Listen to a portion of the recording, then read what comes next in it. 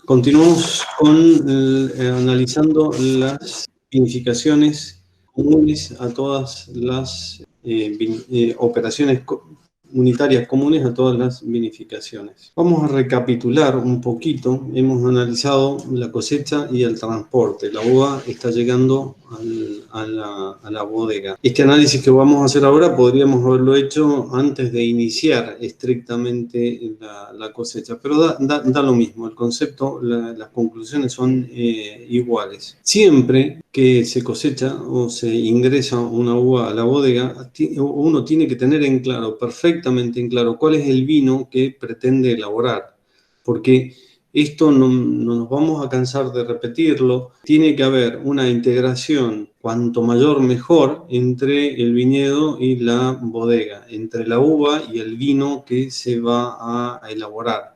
Tiene que haber integración entre el cepaje, las características ecológicas del lugar y la calidad del vino que se pretende elaborar. Por tanto, tiene que haber una complementariedad entre la viticultura y la enología. Y esto tampoco está de más decirlo, el fin del viticultor no es la producción de uva. Tanto el viticultor como el enólogo tienen que tener como fin el vino que se pretende obtener a partir de ese fruto, que es la uva. Siempre hay que tener muy en cuenta el estado sanitario. El estado sanitario de la uva determina muchísimas veces el inicio de la cosecha, haciendo caso omiso de las determinaciones de madurez óptimas, teóricas, a las que se debería llegar. Porque siempre va a ser mejor el vino a partir de una uva sana que de una uva enferma. De modo que cuando hay que elegir entre uva sana y uva enferma, siempre se ha de elegir uva sana, independientemente del nivel de madurez alcanzado. Digamos que en términos de calidad influye más la sanidad que el nivel de madurez. Y además hay que tener en cuenta que cuando la uva enferma, el ciclo madurativo cambia. De modo que es perfectamente posible que con una uva enferma jamás alcance el nivel de madurez teórico buscado por un enólogo, porque ya el proceso biológico, fisiológico de la planta ha sido modificado debido a una enfermedad. Ya vamos a hablar un poquito más a este respecto. ¿Qué tipo de enfermedades, a qué tipo de enfermedades nos estamos refiriendo? Simplemente quiero mencionar los distintos tipos de vendimias, por solo mencionar algunas, distintos tipos de, no de vendimia, perdón, sino de productos que nosotros queremos obtener con una vendimia dada. Por ejemplo, no es lo mismo la cosecha de un vino que se va a destinar para destilación. O sea, hay lugares donde los vinos se elaboran ya sabiendo de antemano que el fin no es el vino, sino el producto destilado que se va a obtener a partir del vino elaborado. Entonces, para eso se necesitan niveles de destilación específicos. Y no es lo mismo elaborar un pisco que elaborar un coñac, que elaborar un armagnac. Ciertamente estos dos últimos son destilados a partir de vino de zonas específicas, pero que siguen toda una metodología específica relacionada con su región, ciertamente. Pero es muy importante, y yo creo que hay se abre hacia el futuro una gran oportunidad de desarrollar estos productos. Los destilados que se obtienen a partir del vino. Y no siempre, curiosamente, no siempre, para obtener destilados hay que partir de uvas sobremaduras. En las zonas de coñac y de armagnac se parten para esto de uvas bastante poco maduras, con niveles de acidez muy importantes para producir estos destilados. Es decir, no buscan la concentración de azúcar para obtener mayor concentración de alcohol, sino la armonía que necesitan en el vino para después comunicar esa armonía al producto destilado. Simplemente dejo la inquietud, ahí se podría hablar muchísimo respecto de destilación, es como una carrera complementaria a la enología. Pero les dejo la inquietud porque es muy interesante. Concretamente, yo tengo ciertas objeciones al modo de elaborar los vinos que tienen en la zona pisquera, en las zonas pisqueras de nuestra Sudamérica, donde buscan fundamentalmente concentración de alcohol. Y se olvidan que ciertos aromas que se obtienen en el vino están más adelantados en el tiempo que la concentración de los azúcares. Y que la acidez presente en los vinos luego mejora la calidad de los destilados, digamos. Ahí hay como mucho camino por recorrer. Bien, vinos para destilación. Un concepto, criterios de madurez específicos para ese punto. Luego vinos para base espumosos. Y no es lo mismo un vino espumoso, un vino base para elaboración de un vino espumante en un tanque, estilo Charmat, por ejemplo, que un vino espumoso para una fermentación en botella, tipo Champenois. ¿Sí? Hay niveles de madurez específicos. Y vinos que se tienen que hacer de un modo ya específicamente para este fin. Podríamos hablar de los vinos para el método toma de espumas, pero con el método Asti, que es distinto a los dos anteriormente mencionados. El vino Asti toma la espuma en un único proceso de fermentación. En cambio, el método Charmat o Champenois se elabora un vino base y luego se hace la toma de espuma en una segunda fermentación. En el método Asti hay solo una fermentación. Y en esa única fermentación se hace la toma de espuma. Ciertamente para esos métodos se usan variedades más aromáticas y aparecen vinos con espuma, muy aromáticos, frescos, muy frutados, muy interesantes. Bueno, para ese tipo de vino se requiere una madurez específica. Como están observando, o pueden observar o deducir, vamos de los vinos con menor nivel de madurez, los vinos para destilación, y vamos creciendo, ¿no? Vamos subiendo en los niveles de madurez. Luego vendrían los vinos ligeros, frutados, ligeros, pero ya vinos, uvas para vinos tranquilos. Luego los vinos para destinados al envejecimiento o al añejamiento. Son vinos que tienen mayor concentración de alcohol, sobre todo, no tanto por el alcohol, sino por la madurez de los compuestos polifenólicos, que vienen retrasados respecto de la madurez de los azúcares. De modo que si uno necesita mayor concentración y madurez de compuestos polifenólicos, necesariamente hay una mayor concentración de azúcar. Por eso esos vinos destinados al añejamiento, en general suelen ser vinos con mayor concentración de alcohol. El alcohol no como objetivo en sí mismo, sino como consecuencia secundaria, porque lo que se busca allí es la concentración de compuestos polifenólicos, específicamente los taninos, que son los que van a encontrarse en mayor proporción, son los compuestos polifenólicos que se van a encontrar en mayor proporción en los vinos añejos y van a ser los responsables del color. Luego vienen los vinos licorosos, ahí sí se busca una mayor concentración de azúcar porque son vinos que son licorosos en el sentido que tienen mayor concentración de alcohol y la durabilidad, a la preservación de esos vinos en buena medida se debe a la concentración de alcohol, por tanto necesitan mayor concentración de azúcar, llámese licoroso, llámese cosecha tardía, etcétera, etcétera, donde el azúcar se comparte entre azúcar residual y alcohol. También los vinos o mostos para, en francés se dice coupage, para corte, de mezcla. Hace muchos años atrás acá en Argentina se hablaba de los vinos de corte, que son vinos que se utilizan para cortar con vinos de menor concentración y mejorar la calidad de estos vinos un poco más diluidos. Finalmente, los vinos que se utilizan para mejorar el color, que son vinos que se suelen llamar de correctores, de doble pasta, o vinos a los que se le ha practicado sangría para obtener una mayor concentración de compuestos polifenólicos, entre ellos los antocianos, que son los que aportan mayor concentración de color. Bueno, para todo esto, y no agoto el tema, simplemente he mencionado los más comunes. Para todos estos vinos se requiere niveles de madurez específicos que apunten a conseguir el fin que nos estamos proponiendo.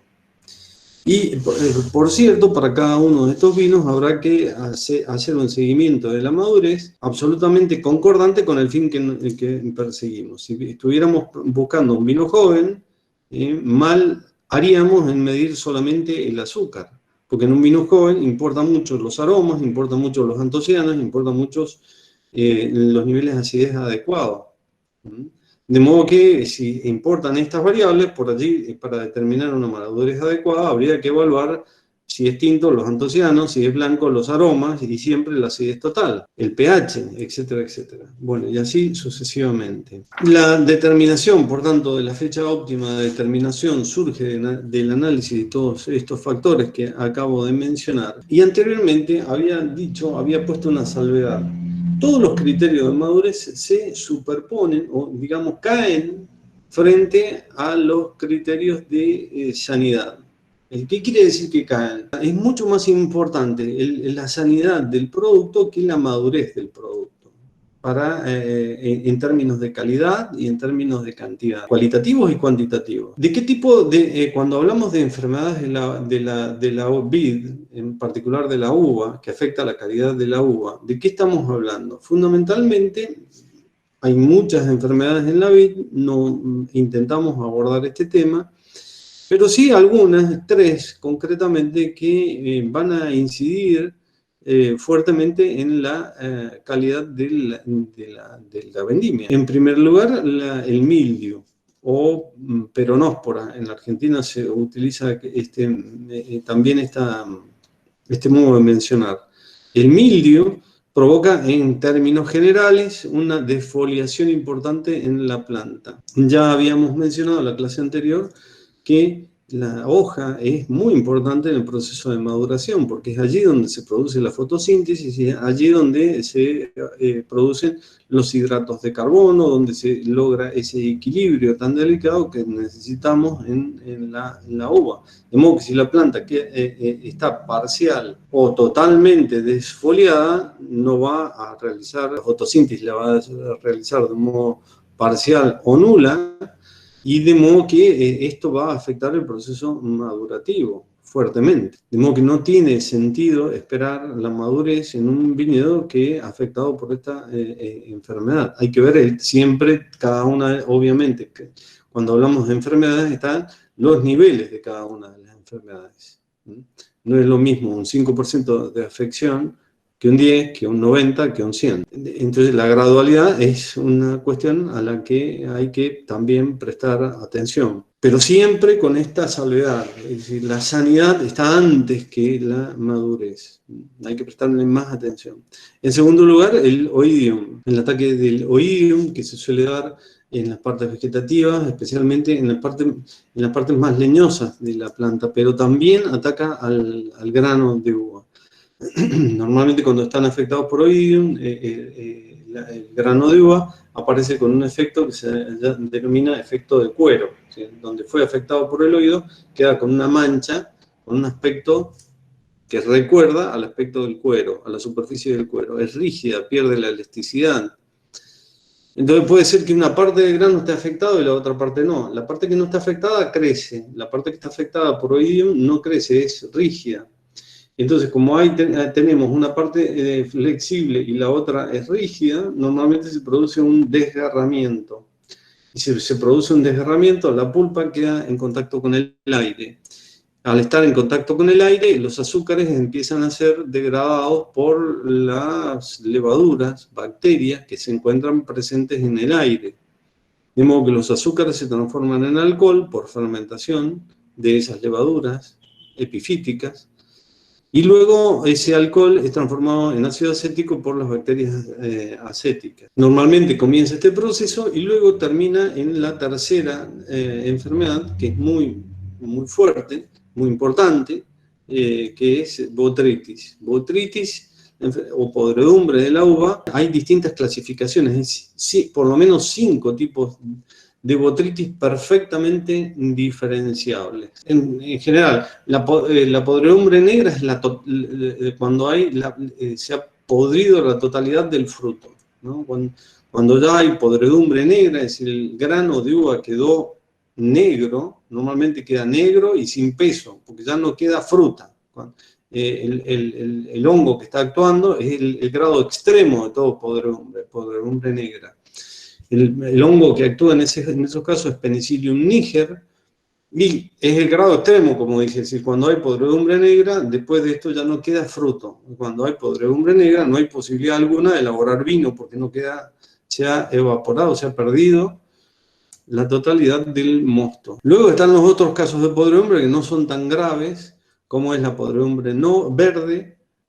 Podredumbre verde, Penicillium, el hongo que actúa es Penicillium glaucum. Podredumbre gris, el hongo que está actuando es Botrytis cinerea, de ahí el nombre, podredumbre gris, del latín ceniza, cenere, ceniza. La podredumbre noble, que es una variante de la podredumbre gris, que voy a describir luego, y finalmente la podredumbre ácida. En la podredumbre ácida intervienen los insectos. Está la mosquita del vinagre, que es una mosquita que va de grano en grano, y en las patitas va trasladando la infección de un grano a otro. Habíamos mencionado en la clase anterior el caso de la Lobesia botrana. La Lobesia botrana es un insecto también, una mariposa, que deja sus larvas, y las larvas son las que perforan el grano de uva. Bueno, son distintos tipos de insectos que van produciendo una podredumbre ácida en la uva.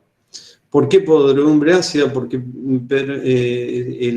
la acción de estos insectos, en primer lugar, le genera la liberación de mosto, en segundo lugar, la fermentación del mosto en alcohol, en tercer lugar, la transformación del alcohol en ácido acético, y ahí se produce un avinagramiento del fruto. De ahí el nombre podredumbre ácida. Cuando está esta podredumbre ácida tiene una variante, que es la podredumbre peduncular, que normalmente actúa y muchas veces el grano da apariencia de como si estuviese entero, pero especialmente esto es perceptible cuando hay cosecha mecánica. La misma vibración de la máquina va haciendo que los granos se vayan desprendiendo de la planta antes de que la máquina pase y quedan en el surco. Ese es el caso de podredumbre peduncular. La podredumbre ácida en sí misma implica un grado de degradación del fruto en el mismo viñedo y hace que lleven a la bodega uva que ya tiene una acidez volátil elevada,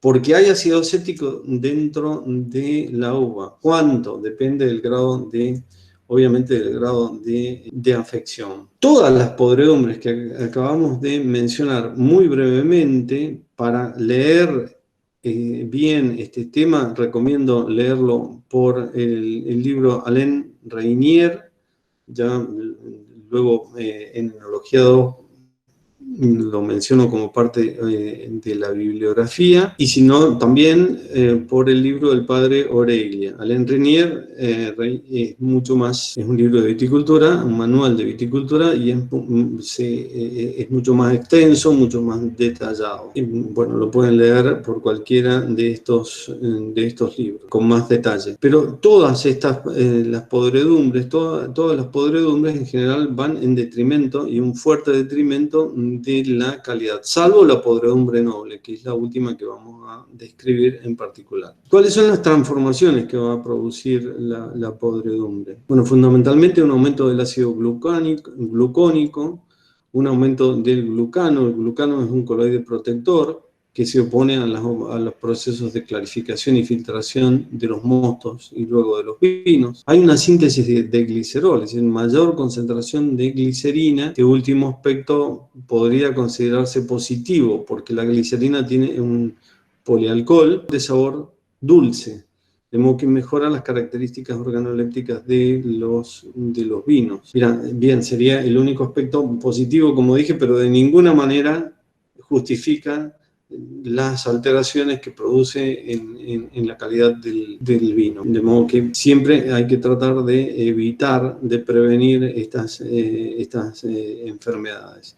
Y en todo caso, cuando hay riesgo de esta enfermedad, bueno, conviene, en la medida de lo posible, si se puede prever, adelantar la cosecha y evitar la presencia de esta enfermedad en la uva, que va en detrimento, fuerte en detrimento de la calidad de los vinos. Habíamos dicho que hay una excepción, que en general todas las botrytis van en detrimento de la calidad, disminuyen la calidad, salvo la botrytis noble o la podredumbre noble. La podredumbre noble es un caso particular de la podredumbre gris. El hongo que actúa es Botrytis cinerea, pero este hongo no se llega a desarrollar, es decir, está en estado embrionario, no se desarrolla totalmente cuando hay podredumbre noble. Normalmente la podredumbre noble se suele dar en países donde son especialmente fríos, países donde hay muchos niveles de humedad importantes a la hora de la madurez de la uva, a la hora de la cosecha, en el momento de la cosecha, pero con temperaturas muy bajas, es decir, humedad alta y temperatura baja. El hongo se desarrolla solamente en estado embrionario, como dije, y va a producir las siguientes modificaciones que voy a mencionar a continuación. Dije que el hongo se desarrolla solamente en estado embrionario. Esto hace que la piel de la uva atacada se resquebraje, cambie de color, ligeramente de color. Las uvas blancas toman un color que es de tipo cobrizo y las uvas rojas cambian el tinte violáceo, se marchitan, se deshidratan fuertemente. Se dice entonces que los granos afectados se encuentran tostados, adquieren una característica como si estuviesen tostados. ¿Por qué? Porque cambian de color y están fuertemente deshidratados. El peso de la uva llega a disminuir un 70% cuando la uva ha sido afectada de la podredumbre noble. El desarrollo de la enfermedad en realidad esto es una enfermedad, pero en este caso es un factor positivo para aquellos países que producen vinos a partir de uvas con podredumbre noble. El desarrollo de esta enfermedad es muy lento en esos países, de manera que los granos tostados van apareciendo de a poco. De modo que la cosecha se tiene que realizar en 3 pasadas, que se denominan, debido al número, trías. Se pasa 3 veces y se cosechan grano a grano. Se va sacando grano a grano. Ya se pueden dar una idea del costo que tiene esta cosecha. Es manual y no se corta la uva en racimos, sino que se cosecha grano a grano. Bien, entonces a partir de estas uvas hay en ciertos países como Francia, en la zona del Beaujolais, Alemania, Austria, Hungría, que tienen vino que elaboran a partir de estas uvas con podredumbre noble. Son famosos los vinos húngaros de Tokaj, por ejemplo, la variedad Tokaj. Bien, y obviamente que las características de estos vinos son tremendamente distintos a un vino de una cosecha a partir de una uva normal. Aumenta fuertemente la concentración de glicerina, como en los casos anteriores, de pectinas, es decir, son vinos que son espesos, podríamos decir, para expresarlo de un modo gráfico. Y a partir de esta particularidad se obtienen vinos de una calidad absolutamente extraordinaria, muy distintos. En las etiquetas se suele colocar selección de granos nobles. Y obviamente que el costo de estos vinos es muy alto. Se produce en estos lugares una caída de la acidez muy importante, cosa que puede llevar a conclusiones de alguna manera contradictorias para un alumno, para algún enólogo que lo esté analizando con la mentalidad del hemisferio sur. En el hemisferio sur, ya lo he dicho, lo voy a repetir muchas veces, tenemos suelos alcalinos, con lo que la acidez total es deficitaria, el pH es alto. Especialmente en Europa y especialmente en las zonas más cercanas, más nórdicas, son zonas frías, de suelos ácidos, Por tanto, naturalmente se concentran en la uva niveles de acidez muy altos, pero extraordinariamente altos. Estamos hablando de niveles de acidez de 20 gramos, 30 gramos por litro, acidez natural. Valores de pH 2,8, donde es muchas veces difícil iniciar la fermentación alcohólica debido a esta razón. Cuando las uvas son afectadas por esta podredumbre noble, se produce una neutralización de estos ácidos, una disminución importante de la acidez, y hace que los vinos obtenidos a partir de estas uvas sean apreciados por este motivo. Entonces acá sí que se entiende que la caída de la acidez, la disminución el aumento del pH en este tipo de uvas sea un factor de calidad. Factor de calidad para esas zonas, para esas uvas de esos lugares. Obviamente que si uno habla de una uva mendocina, estos criterios quedan son absolutamente extemporáneos, no se aplican, y sería un error aplicarlos en una cosecha de zonas de pH elevado. De lo dicho, lo importante es que se queden con este concepto de que los términos de sanidad la sanidad está antes que los niveles de madurez. Son más importantes, hay que darle más importancia. Es decir, podemos hablar de distintos niveles de madurez cuando la uva es sana. Si la uva está enferma hay que cosecharla, indefectiblemente. Definido esto, obviamente que viene lo que ya habíamos hablado, la cosecha, distintos tipos de cosecha, distintos tipos de transporte. Finalmente, tenemos la recepción de la uva en la bodega. Y cuando se habla de la recepción de la uva en la bodega, podemos a plantearnos cuál es la primera operación que hay que aplicar en la recepción de las uvas en la bodega.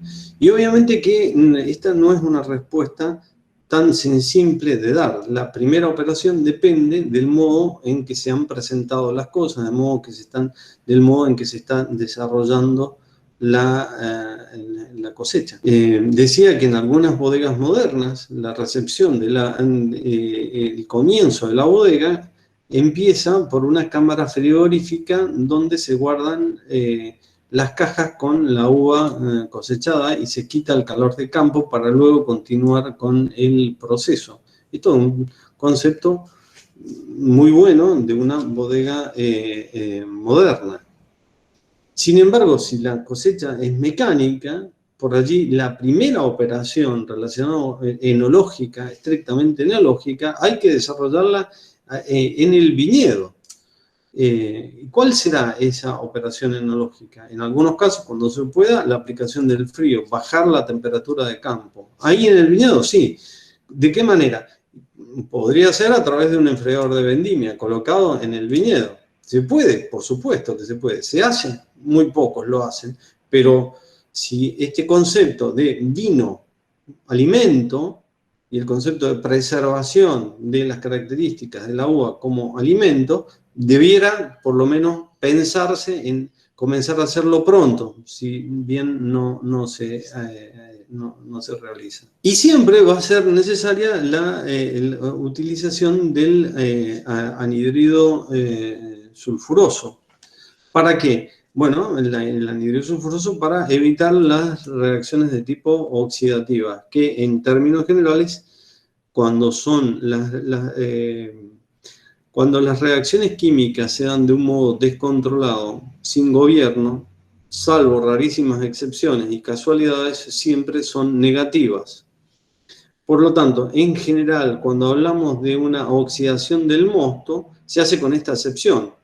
Cuando se ha producido una oxidación del mosto, no buscada, no querida, no controlada, en general las consecuencias de este tipo de reacciones son siempre negativas, siempre malas. Después hablaremos en su momento del concepto de microoxigenación, que no tiene nada que ver con esto. Lo único que tiene en común es el oxígeno. Pero el concepto de microoxigenación es una operación enológica por la cual se deja que se incorpore el oxígeno al vino para mejorar la calidad. La oxidación es la incorporación sin control del oxígeno al mosto o al vino, produciendo reacciones oxidativas descontroladas. Esto último que acabo de mencionar, la oxidación, es mala. Es diferente hablar de una hiperoxigenación en la recepción en una zona de vendimia para luego hacer una flotación. Ya daremos algunas explicaciones de este respecto. Bueno, eso es otro caso distinto donde se aplica oxígeno para oxidar todos los compuestos polifenólicos oxidables y hacer que después el vino tenga características de un vino sin ningún tipo de oxidación. Aclaro, porque para ir generando el concepto, es decir, cuando nosotros siempre vamos a hablar de la prevención de la oxidación en sentido peyorativo, en el sentido del detrimento de la calidad, de la disminución de la calidad.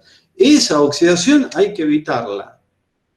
Y eventualmente se puede hablar de operaciones relacionadas de incorporación de oxígeno al vino cuando es controlado, cuando es medido y cuando estamos absolutamente seguros que va a mejorar la calidad con un fin determinado y preciso.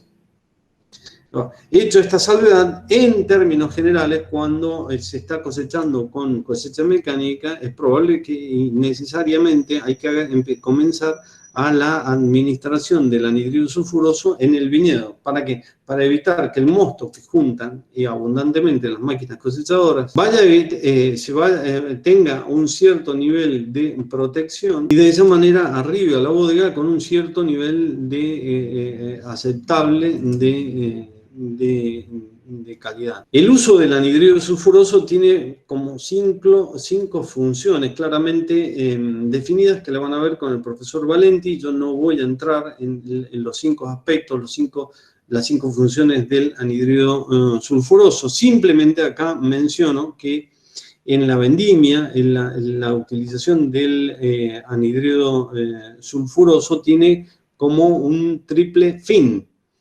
Por un lado, la protección del mosto frente a las oxidaciones.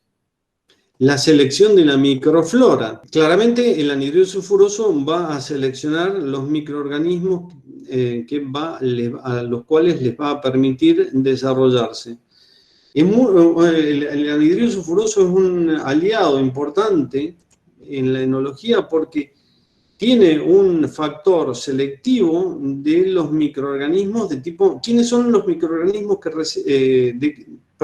completo la frase. Tiene una acción, el anhidrido sulfuroso tiene una acción beneficiosa en la enología porque selecciona los microorganismos anaeróbicos. ¿Y con qué microorganismos? ¿Por qué nos interesan los microorganismos anaeróbicos? Porque son los microorganismos que nos van a ayudar a realizar la fermentación. Y va a actuar en desmedro de los microorganismos aeróbicos. Los microorganismos aeróbicos en general son los que van a generar inconvenientes en el proceso fermentativo. Llámese inconvenientes como defectos que provocan algunas levaduras o enfermedades que provocan algunas levaduras o algunas bacterias. Defectos como por el caso de Brettanomyces, que son levaduras de tipo microaerofílicas, por mencionar algunas, enfermedades relacionadas con la levadura, las flores del vino, enfermedades relacionadas con bacterias, las bacterias acéticas, la picadura acética de los vinos. Bueno, el anhidrido sulfuroso tiene una acción selectora, selecciona, inhibe la acción de los aeróbicos, microorganismos aeróbicos, y de alguna manera va a tener una acción activadora en bajas dosis, es activante del metabolismo de los microorganismos anaeróbicos. De modo que tiene una acción microbiológica muy importante. Y en tercer lugar, en el caso de los vinos blancos, tiene una preparación para el desborre. Y en el caso de los vinos tintos, favorece la disolución de los compuestos que están presentes en el ollejo, compuestos de tipo polifenólicos de buena calidad. De modo que tiene, digamos, como un triple fin, proteger al vino en contra del oxígeno, una selección microbiológica y una preparación del vino o para el desborre o para la maceración en el caso de la maceración en tinto, ¿no? ¿De qué manera actúa el anhidro sulfuroso, digamos, en contra de la oxidación? Fundamentalmente hay como tiene dos acciones. Por un lado, inactiva a las enzimas oxidantes. Y por otro lado, el anhidro sulfuroso es fácilmente oxidable. De modo que, estando presente el anhidro sulfuroso, primero se va a oxidar él, es decir, es como materia de sacrificio. Si hay anhidro sulfuroso libre, lo primero que se va a oxidar es el anhidro sulfuroso. Y de esta manera preserva los compuestos polifenólicos, los ácidos grasos, la oxidación de los compuestos polifenólicos, la oxidación de los ácidos grasos, la oxidación de los aromas, ¿sí? De modo que es muy interesante esta actividad del anhídrido sulfuroso. Ahora, la eficacia de la acción del anhídrido sulfuroso depende de tres aspectos que hay que tener siempre en cuenta. El primero de los aspectos es la velocidad de acción, la velocidad de acción. Como todo, la prevención, ante todo, es muy importante. Y es mucho más eficaz como preventivo que como curativo. Y la velocidad de acción, es decir, el tiempo que se tarda entre que se agrega el anhídrido sulfuroso y comienza a actuar, depende de la concentración. Si la concentración es baja, tarda más tiempo. Si la concentración es alta, tarda menos tiempo. También va a depender del estado sanitario de la uva y fundamentalmente del pH. A pH bajo actúa más eficientemente que a pH elevado. Y obviamente va a depender también la concentración de la velocidad del consumo. Hay mostos que consumen más rápidamente el oxígeno, hay otros mostos que lo consumen más lentamente. Los mostos enfermos, los mostos afectados por botrytis, consumen más rápidamente el oxígeno. Los mostos de uvas sanas consumen lentamente el oxígeno. Entonces, curiosamente, en las uvas enfermas hay que subir las dosis de anhídrido sulfuroso. ¿Por qué? Porque el consumo de oxígeno es muy alto en estos mostos. Por tanto, hay que subir la dosis del antioxidante, anhídrido sulfuroso. Cuando la uva está enferma, muchas veces las dosis de anhídrido sulfuroso no solamente hay que aumentarlas, hay que duplicarlas, triplicarlas o cuadruplicarlas. Hay veces que llega a necesitar 4 veces más anhídrido sulfuroso para tratar correctamente a una uva enferma. Y un aspecto muy importante de la correcta acción del anhídrido sulfuroso es la correcta homogeneización del anhídrido sulfuroso. Homogeneidad en el uso del anhídrido sulfuroso. Me voy a detener en este aspecto que es muy importante y muchas veces no es tenido en cuenta, especialmente cuando se lo utiliza en forma de sal. La sal, ya vamos a hablar de cuáles son los medios que nos permiten, que disponemos para usar el anhídrido sulfuroso. Una de las formas del uso del anhídrido sulfuroso es el uso, digamos, a partir de la sal, metabisulfito de potasio, que es el que se usa en enología. También existe el metabisulfito de sodio, pero no es recomendable el uso del metabisulfito de sodio debido al problema del sodio excedentario. Cuando se trabaja con el anhídrido sulfuroso es muy importante la homogeneidad, y especialmente cuando se trabaja con metabisulfito, como dije. Hay que esparcirlo de un modo bien homogéneo, porque de lo contrario se obtienen efectos negativos. El anhídrido sulfuroso, una de las acciones del anhídrido sulfuroso es su acción disolvente. Entonces, si se agrega concentrado en una zona, se va a producir una sobreextracción. ¿De qué? De todo lo que se encuentra en el lugar donde está agregado el anhídrido sulfuroso. Una sobreextracción de las partes sólidas, de los compuestos polifenólicos, cosa que sería buena, pero también de estos compuestos que mencionamos anteriormente, hexenal, ácidos grasos, que son compuestos oxidados o que se pueden llegar a oxidar en algún momento, y el anhídrido sulfuroso, como un gran extractor, y en grandes concentraciones extrae mucho, se produce una sobreextracción. El resultado de esta sobreextracción en general es malo. El promedio es que aparecen sabores herbáceos desagradables.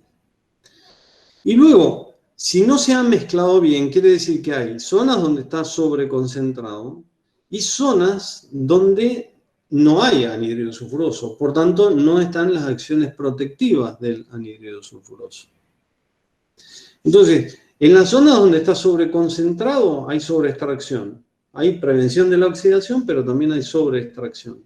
En las zonas donde no está, porque no se homogenizó, hay reacciones de tipo oxidativas. Uno puede decir, bueno, pero en algún momento todo se mezcla. Perfecto, es cierto, es verdad, se mezcla en algún momento. Pero el problema es que una vez que se homogeneiza, cuando se homogeneiza después de haber sido agregado el anhídrido sulfuroso, los problemas no se neutralizan, sino que se suman. Es decir, que vamos a tener vino, por un lado, con sabores herbáceos y además con sabores oxidados. De acá la enorme importancia de la correcta homogeneización del uso del anhídrido sulfuroso. Entonces, un modo correcto del uso del anhídrido sulfuroso es el agregado secuencial, por partes. Uno puede recurrir al uso del anhídrido sulfuroso en una parte en el viñedo, otra parte en el lagar, otra parte a la salida de la bomba de vendimia, otra parte en la prensa, y finalmente alguna última corrección en el tanque cuando ya tenemos o la vendimia en una vinificación en tinto o el mosto en una vinificación en rosado o en blanco. Este hecho de ir secuenciando las dosis de anhídrido sulfuroso, supongamos que hemos decidido agregar 8 gramos por hectolitro, si uno va secuenciando de a 2 gramos por hectolitro, hace que todo el proceso, durante todo el proceso, haya un cierto grado de protección.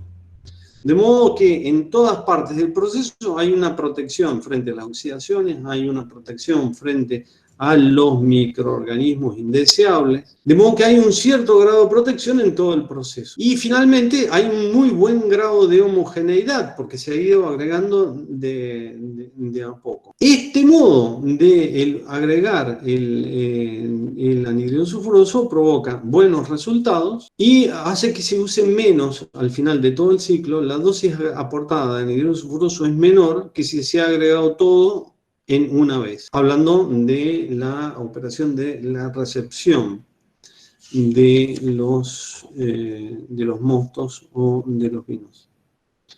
Finalmente, si uno tuviera que hacer una evaluación, allí en la bibliografía que les cito, en la página 431 del libro de Flancy, aparece una comparación donde se observa que en los vinos donde se ha hecho donde se ha sulfitado correctamente y se ha sulfitado por etapas, son vinos que obtienen mayor volumen en boca, cosa que es algo muy bueno, menor astringencia, cosa que es algo muy bueno, y menor sequedad en la boca, cosa que también es algo muy bueno. Es decir, que la protección de el mosto durante todos estos procesos siempre va a traer buenos